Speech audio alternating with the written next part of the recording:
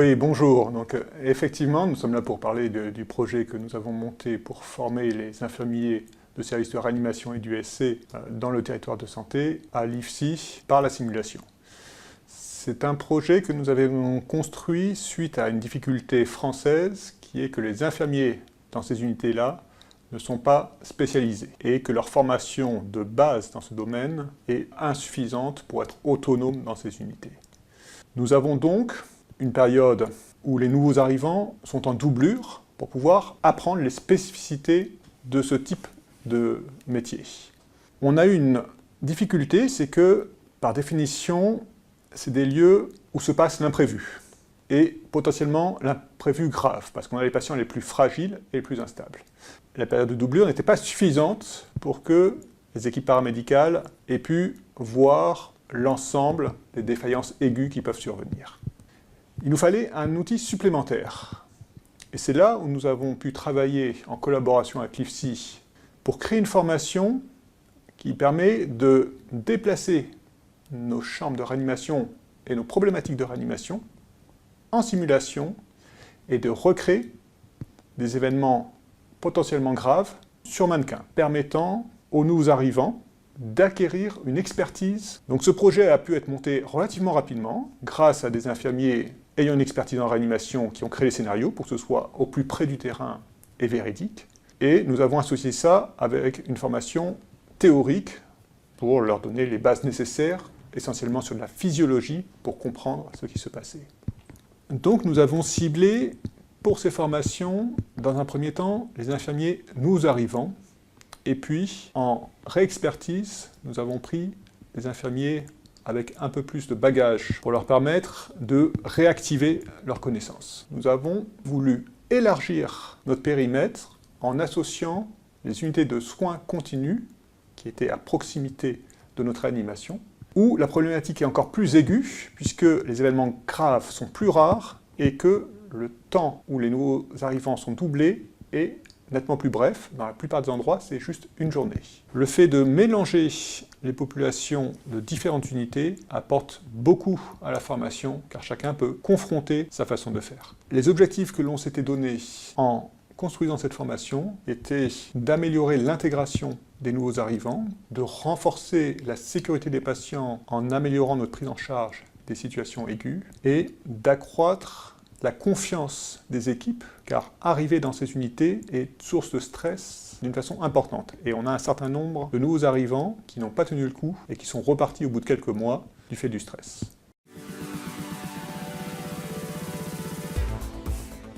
Alors pour nos journées de simulation, nous accueillons les arrivants à l'IFSI, au laboratoire de l'IFSI. Ces arrivants, ce sont donc des jeunes arrivants en réanimation en USC, et ils viennent de tout le département. La journée va commencer par une partie théorique, qui va être déroulée par notre médecin réanimateur. C'est une théorie qui reprend la partie ventilatoire, avec tous les modes respiratoires qui sont utilisés sur les respirateurs, ainsi que les surveillances que nous devons faire. Ensuite, on parle également de la partie hémodynamique. Et tout ça, c'est en lien avec l'après-midi, où nous allons faire des cas de simulation de patients, de réanimation et d'USC. Notre rôle en complément de tout l'apport théorique qu'apporte notre médecin le matin, on a créé des petits ateliers. Donc il y a l'essai de la VNI. Donc chacun à son tour, les participants vont se mettre directement le masque de la VNI, vont modifier un petit peu les paramètres pour pouvoir ressentir ce que ressent le patient au moment de la mise en place de la VNI. Il y a également des petits ateliers pour le massage cardiaque. Où, voilà, donc on a des mannequins et c'est aussi encadré par des formateurs de GSU, et donc on fait déjà la ventilation à l'ombu et également des massages cardiaques. Concernant l'après-midi, nous faisons donc 4 cas de simulation. Le but, c'est que tout le monde passe sur un cas de simulation. Les cas concrets sont vraiment des cas qu'on peut rencontrer de manière critique dans les USC et les réanimations. Nous commençons par un arrêt cardiaque lors d'un soin, un soin de change. Donc c'est vraiment l'activité quotidienne. Un arrêt cardiaque chez un patient très instable, ça arrive fréquemment. Et donc là, on revoit cette prise en charge en simulation, ce qui permet à chacun de revoir un peu son positionnement. Allez, hop, on le remet sur le dos. Je vous asseoir. Tu peux compter l'oxygène, s'il te plaît? Hop là, il y a sur le médecin.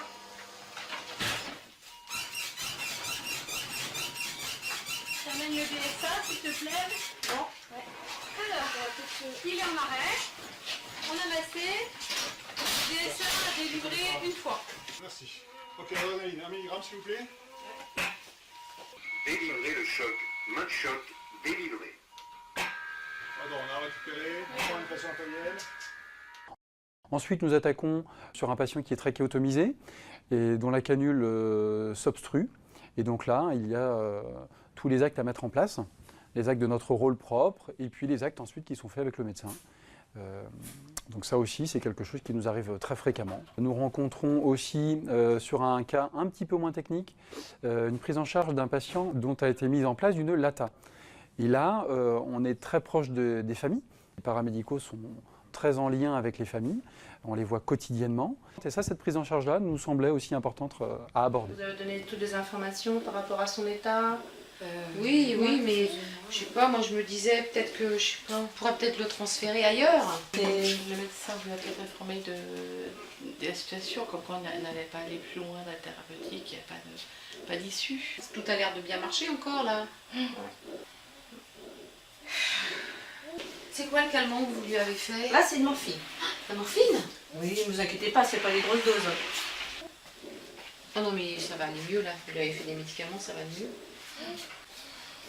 Le médecin vous a vu. Oui, mais il faut ouais. se préparer à... Je peux pas y croire quand même. Et enfin, un cas très très classique, un patient qui est intubé et qui là s'auto-extube. Et donc là, bien sûr, la prise en charge, elle semble facile, mais faut-il encore qu'elle nous arrive régulièrement pour que nos actes soient le plus automatiques et le plus efficaces possible. Donc ça, c'était un cas qui nous semblait important aussi de développer.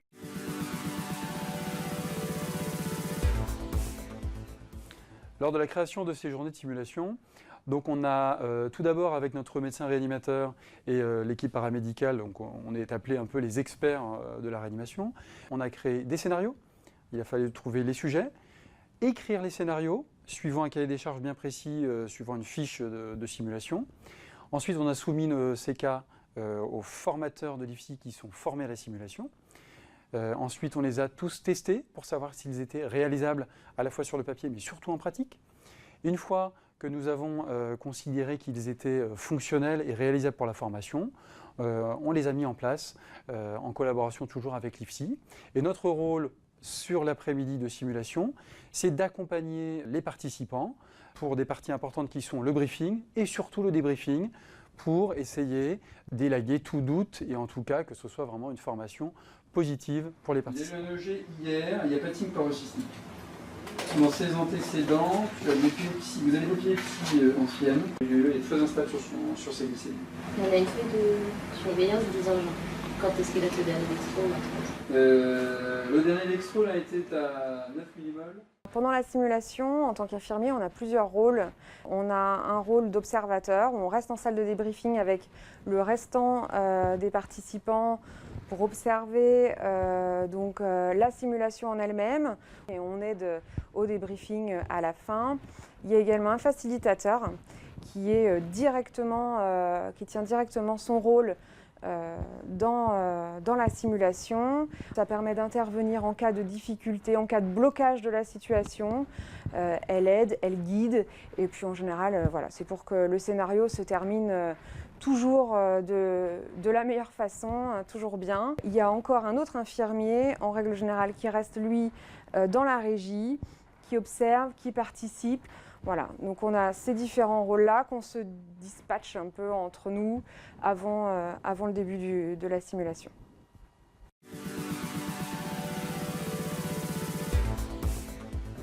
Donc notre rôle de formateur est centré surtout sur deux aspects, l'aspect pédagogique et l'aspect technique. Donc étant formé à la simulation, on accompagne plutôt nos collègues infirmiers sur la méthodo et les 3 temps de la simulation, donc briefing, déroulement du scénario et le débriefing. Donc par exemple au niveau du briefing, comment instaurer une relation de confiance, comment mettre à l'aise les participants. On a repris aussi avec eux le contrat déontologique, c'est-à-dire la bienveillance dans le groupe, le droit à l'erreur, c'est-à-dire qu'on leur explique pas de risque pour le patient ni pour le soignant. La confidentialité aussi des échanges et des scénarios. On les accompagne également sur l'accompagnement, le briefing technique, présentation de la chambre, du matériel, du mannequin.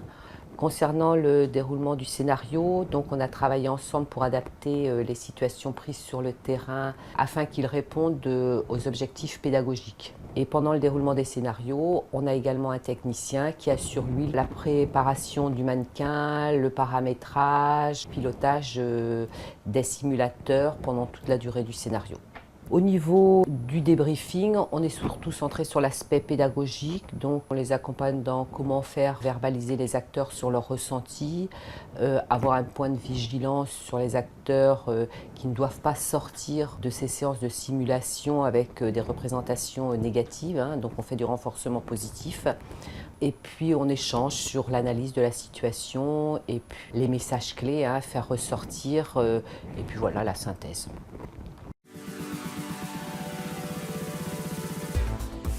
Ça fait à peu près 1 an que ce projet est mis en place. Le bilan est extrêmement positif. Alors c'est vrai que souvent, quand ils arrivent, il y a une petite appréhension par rapport à la simulation parce qu'ils s'exposent devant leurs collègues. Mais en fin de simulation, ils sont très satisfaits et prêts à refaire d'autres formations en utilisant la pratique simulée. Vraiment, je ne m'attendais pas à ça de la simulation. C'est vraiment du réel. Je dirais pas enrichissante parce que oui, c'est enrichissant, mais si, c'est très bien. C'est vraiment une formation qui pourrait être demandée et inclue à tout le monde. Le petit topo sur la ventilation et puis les catéchos quand même, enfin les différents chocs, tout ça. C'est une petite mise au point quand même parce que c'est des choses qu'on utilise très souvent. Ça fait du bien quand même de faire un rappel. Et puis ici, des professionnels tout à fait à l'écoute. On se sent vraiment à l'aise, avec un peu d'appréhension quand même au début, quand on ne sait pas à quoi on s'attend. C'est une bonne expérience, c'est ce que je disais, après être passé en simulation, on oublie très rapidement le fait qu'on soit filmé. C'est vraiment quelque chose après sur lequel on peut travailler et de revoir. Et le fait de reprendre par derrière, finalement, oui, j'aurais dû faire ça. De rencontrer aussi d'autres expériences, de se rendre compte des différentes pratiques, des différents services. Devant les excellents résultats que nous avons obtenus sur nos évaluations, nous avons pu présenter cette formation à la Société de réanimation de langue française et nous sommes en cours d'écriture d'un article. Ces résultats ont pu être adressés à l'ARS qui nous a soutenus financièrement dans nos projets, nous permettant d'élargir le projet en direction des aides-soignants, qui sont partie prenante de ces unités, notamment la nuit, où il y a moins d'effectifs, en élargissant notre aire géographique à d'autres unités intéressées et en proposant cette formation ailleurs, et enfin en développant un autre aspect pour permettre aux gens d'avoir à disposition plus d'éléments conceptuels grâce à la mise en place d'une plateforme de e-learning qui est en cours de réalisation. Pour les professionnels, la mise à disposition de ressources d'apprentissage sur une plateforme en ligne viendrait en fait s'articuler avec leur journée de simulation pour finalement proposer un dispositif global de formation hybride autour de l'adaptation à l'emploi. L'idée est que chaque nouvel arrivant puisse bénéficier d'un parcours où il retrouve en ligne un ensemble scénarisé d'activités d'apprentissage, comme des vidéos annotées par exemple, ou alors des quiz d'auto-évaluation, qui viendraient sous un mode un peu de classe inversée, compléter les séances de simulation réalisées en présence. L'idée est également de conserver un accès aux ressources en aval de la journée de simulation et ainsi faire en sorte que les professionnels puissent se replonger dans les contenus à volonté et au besoin et contribuant ainsi, nous l'espérons, à une dynamique d'apprentissage tout au long de la vie.